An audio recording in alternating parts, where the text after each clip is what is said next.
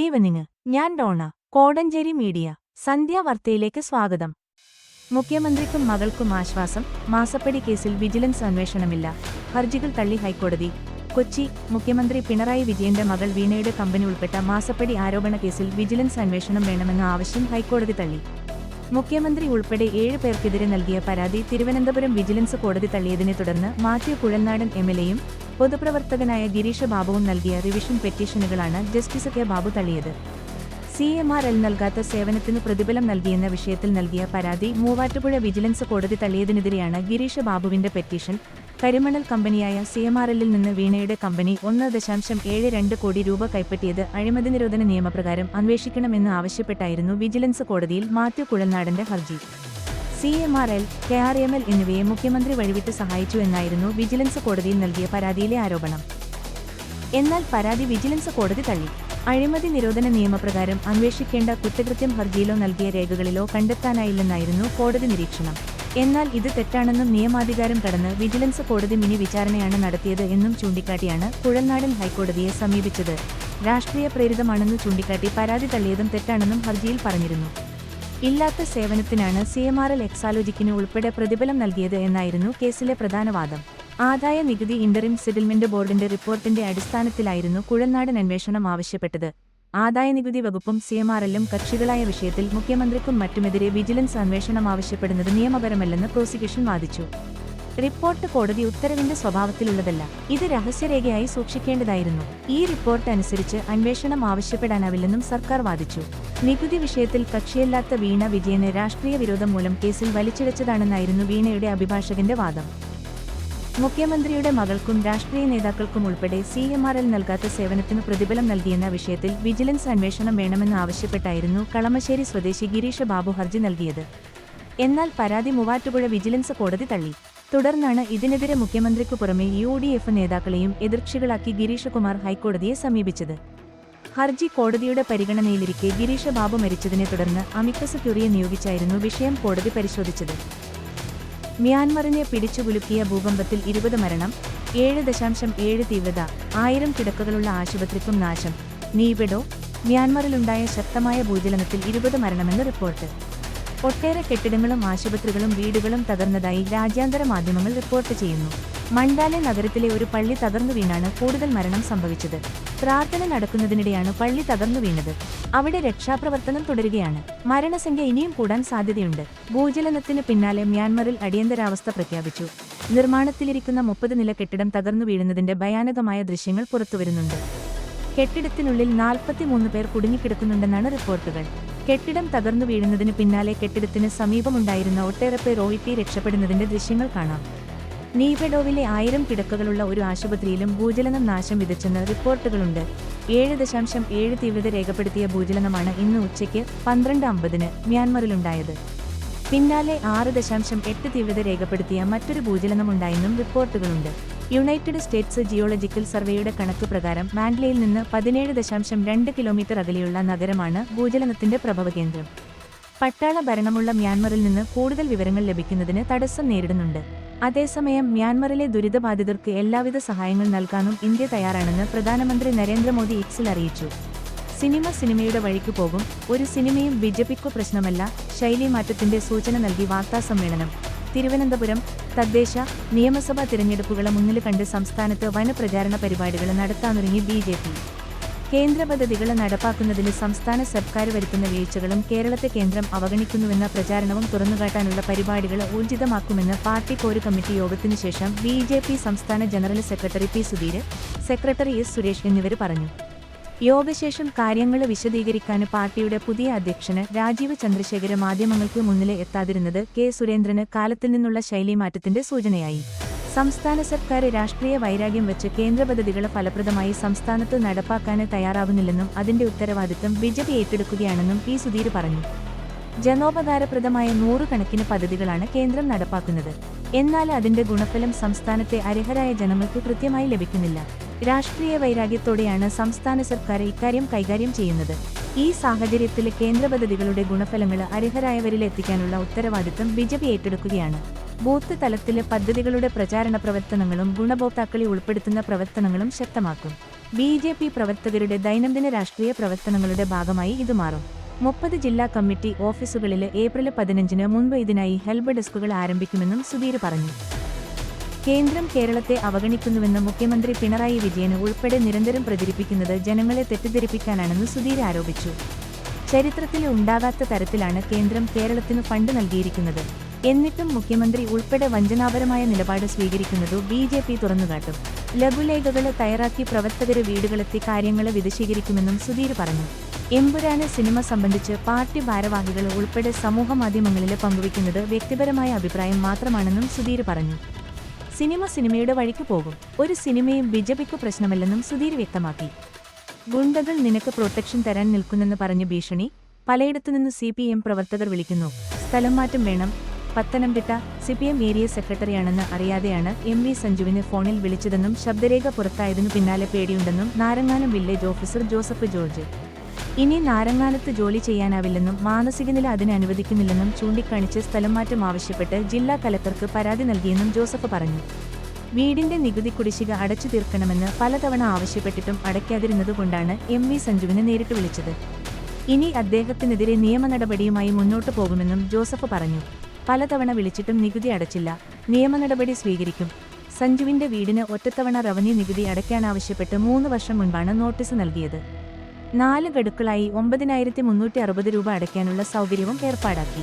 എന്നാൽ വർഷങ്ങൾ കഴിഞ്ഞിട്ടും നികുതി അടയ്ക്കാൻ അദ്ദേഹം തയ്യാറായില്ല. 20 ദിവസം മുൻപാണ് ഞാൻ നാരങ്ങാനത്തേക്ക് സ്ഥലം മാറി വന്നത്.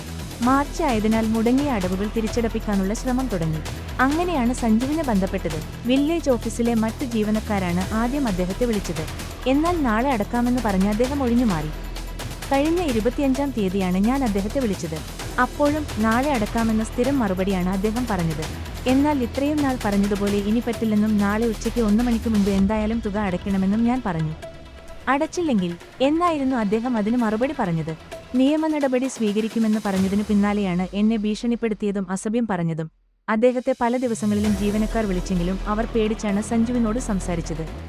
എന്നാൽ ഞാൻ വിളിക്കാൻ തയ്യാറായത് എനിക്ക് പേടിയില്ലാത്തതുകൊണ്ടല്ല, എനിക്ക് അയാളുടെ പൊളിറ്റിക്കൽ ബാക്ക്ഗ്രൗണ്ട് അറിയാത്തതുകൊണ്ടാണ്.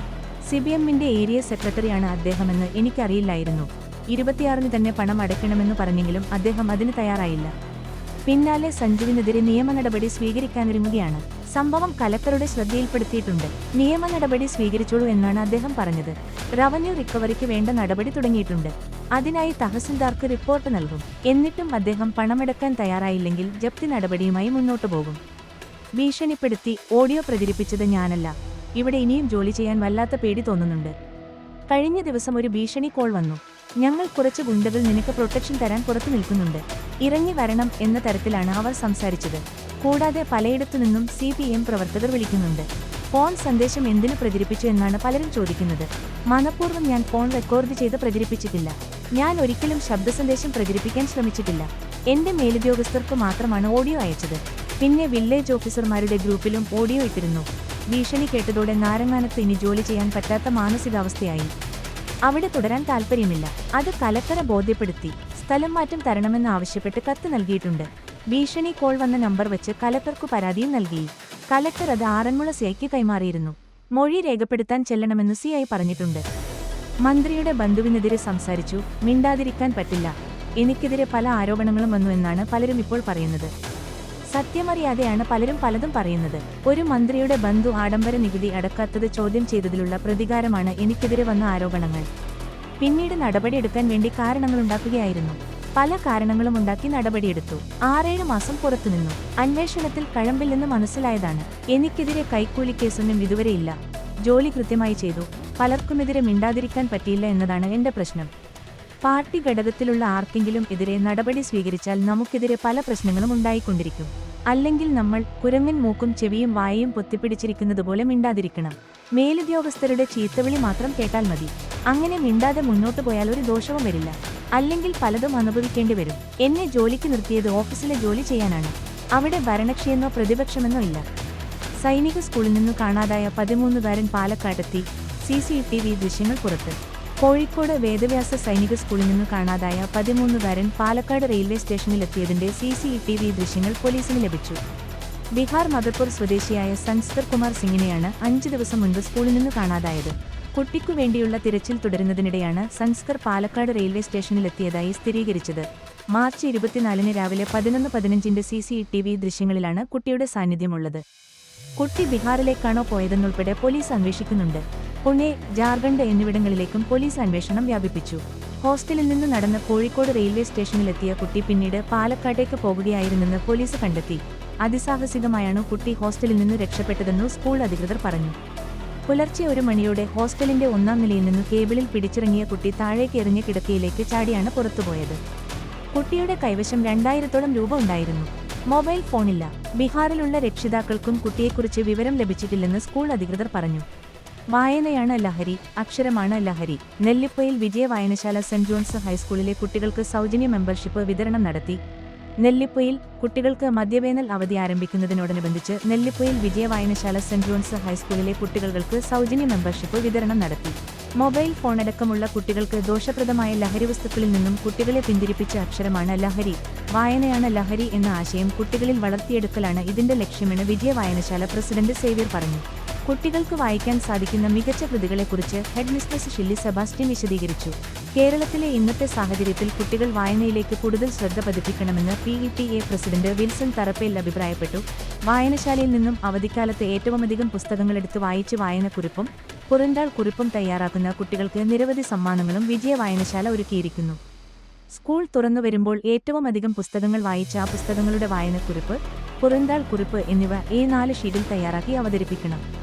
അതിൽ ഏറ്റവും മികച്ചവയും കൂടുതൽ എണ്ണവും എഴുതിയ കുട്ടികൾക്കായിരിക്കും സമ്മാനങ്ങൾ ലഭിക്കുക. C Annamma, KT, Tessy Joseph, Mary Abraham, Shiji Joseph എന്നിവർ സംസാരിച്ചു.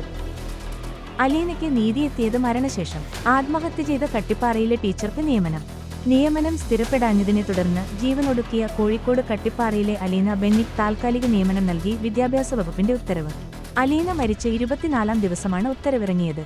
ഭിന്നശേഷി നിയമനം സംബന്ധിച്ച നടപടിക്രമങ്ങൾ നിലനിൽക്കുന്നതിനാൽ ദിവസവേതന അടിസ്ഥാനത്തിൽ താൽക്കാലിക നിയമനം നൽകിയാണ് ഉത്തരവ്. താമരശ്ശേരി രൂപത കോർപ്പറേറ്റ് മാനേജ്മെന്റ് ആവശ്യമായ രേഖകൾ സമർപ്പിച്ചിട്ടുണ്ട് എന്നും ഉത്തരവിൽ പറയുന്നു. അലീനയുടെ മരണത്തെ തുടർന്ന് വിദ്യാഭ്യാസ വകുപ്പിനും മാനേജ്മെന്റിനും എതിരെ കുടുംബം വിമർശനമുയർത്തിയിരുന്നു. Nellipoyil Saint Thomas LP school മികച്ച ഹരിത വിദ്യാലയം. കോടഞ്ചേരി ഗ്രാമപഞ്ചായത്ത് ക്ലീൻ ഗ്രീൻ മാലിന്യമുക്തം നവകേരളം സമ്പൂർണ്ണ ശുചിത്വ പഞ്ചായത്ത് പ്രഖ്യാപനത്തിൽ നെല്ലിപ്പൊയിൽ സെന്റ് തോമസ് LP സ്കൂളിനെ മികച്ച ഹരിത വിദ്യാലയമായി തിരഞ്ഞെടുത്തു. കത്തോലിക്ക കോൺഗ്രസിന്റെ നേതൃത്വത്തിൽ ബൈക്ക് റാലി നാളെ കോടഞ്ചേരി. ഏപ്രിൽ 5 ഉച്ചകഴിഞ്ഞ് 3 മണിക്ക് കോഴിക്കോട് മുതലക്കുളത്ത് എല്ലാ ക്രിസ്ത്യൻ സമുദായത്തിൽപ്പെട്ടവരെയും ഈ നാട്ടിലെ വിവിധ ക്രിസ്ത്യൻ സഭകളെയും ഉൾപ്പെടുത്തി താമരശ്ശേരി രൂപത കത്തോലിക്ക കോൺഗ്രസിന്റെ നേതൃത്വത്തിൽ ക്രിസ്ത്യൻ സമുദായ അവകാശ പ്രഖ്യാപന റാലി നടത്തുകയാണ്. ഇതിന്റെ പ്രചരണാർത്ഥം കത്തോലിക്ക കോൺഗ്രസ് കോടഞ്ചേരി ഫൊറോന സമിതിയുടെ ആഭിമുഖ്യത്തിൽ നാളെ ശനിയാഴ്ച ഉച്ചകഴിഞ്ഞ് 3:30 കോടഞ്ചേരി പള്ളിയുടെ മുന്നിൽ നിന്ന് ആരംഭിച്ച് തെയ്യപ്പാറ, കുപ്പായക്കോട്, കണ്ണോത്ത്, കോടഞ്ചേരി, പുലിക്കയം, ചെമ്പുകടവ്, നെല്ലിപ്പൊയിൽ, വലിയകൊല്ലി, പുത്തൻകണ്ടം, കടവ വഴി പൂളവള്ളി, വേളങ്കോട്, മൈക്കാവ് എന്നിവിടങ്ങളിൽ കൂടി കടന്ന് കോടഞ്ചേരി അങ്ങാടിയിൽ സമാപിക്കുന്ന രീതിയിൽ ഒരു ബൈക്ക് റാലി സംഘടിപ്പിക്കുന്നു. ക്രിസ്ത്യൻ സമുദായത്തിന്റെ പിന്നോക്കാവസ്ഥ പരിഹരിക്കാൻ സർക്കാർ ഉടനടി JB കോശി കമ്മീഷൻ നിർദ്ദേശങ്ങൾ നടപ്പാക്കുക, വന്യമൃഗശല്യത്തിന് അറുതി വരുത്തുക എന്നിവയാണ് കോഴിക്കോട് ഏപ്രിൽ 5 നടത്തുന്ന വമ്പൻ റാലിയുടെ ലക്ഷ്യങ്ങൾ. ലഹരിക്കെതിരെ സീനിയർ സിറ്റിസൺ സംഘടന Kodanchery. Senior citizens friends welfare association Kodanchery unit ലഹരിക്കെതിരെ അണിചേരൂ എന്ന കാമ്പയിൻ പ്രവർത്തനം നടത്തി. കോടഞ്ചേരി വയോജന മന്ദിരത്തിൽ നടന്ന യോഗത്തിൽ മുൻ വിദ്യാഭ്യാസ ഡെപ്യൂട്ടി ഡയറക്ടർ CC ജേക്കബ് ലഹരിക്കെതിരെ എന്ന വിഷയത്തിൽ മുഖ്യപ്രഭാഷണം നടത്തി. യോഗത്തിൽ ജോർജ് മാരാമറ്റം, VK പരമേശ്വരൻ, NK ചാക്കോ എന്നിവർ പ്രസംഗിച്ചു. ലഹരി വിരുദ്ധ പ്രതിജ്ഞ ജില്ലാ കമ്മിറ്റി അംഗം CC ആൻഡ്രൂസ് നടത്തി. KG വിദ്യാർത്ഥികളുടെ കോൺവെക്കേഷൻ സെറിമണി നടത്തി. കോടഞ്ചേരി ഗവൺമെന്റ് UP സ്കൂൾ ചെംകടവിൽ പ്രീ പ്രൈമറി വിദ്യാർത്ഥികളുടെ കോൺവെക്കേഷൻ സെറിമണി നടത്തി. വികസനകാര്യ standing committee chairman Joseph Perumpally അധ്യക്ഷതയിൽ നടന്ന ചടങ്ങിൽ പ്രധാന അധ്യാപകൻ സുരേഷ് തോമസ് സ്വാഗതം ആശംസിച്ചു. തുടർന്ന് ഗ്രാമപഞ്ചായത്ത് പ്രസിഡന്റ് അലക്സ് തോമസ് ചെമ്പകശ്ശേരി 1-ാം ക്ലാസ്സിലേക്ക് പ്രവേശനം നേടിയ UKG വിദ്യാർത്ഥികൾക്കുള്ള സർട്ടിഫിക്കറ്റും മെഡലും സമ്മാനവും നൽകി. Panchayat vice president Jameela Azeez, PTA president Tony Panthaladi, MPTA president Anu എന്നിവർ ആശംസകൾ അറിയിച്ചു. തുടർന്ന് രക്ഷിതാക്കൾ അവരുടെ അനുഭവങ്ങൾ പങ്കുവച്ചു. ശേഷം LKGയിലേക്ക് പ്രവേശനം നേടിയ കുട്ടികൾക്കുള്ള സമ്മാന വിതരണവും സംസ്കൃതം സ്കോളർഷിപ്പ് നേടിയ കുട്ടികൾക്കുള്ള സർട്ടിഫിക്കറ്റ് വിതരണവും നടത്തി. ബിന്ദു സുബ്രഹ്മണ്യൻ നന്ദി പറഞ്ഞു.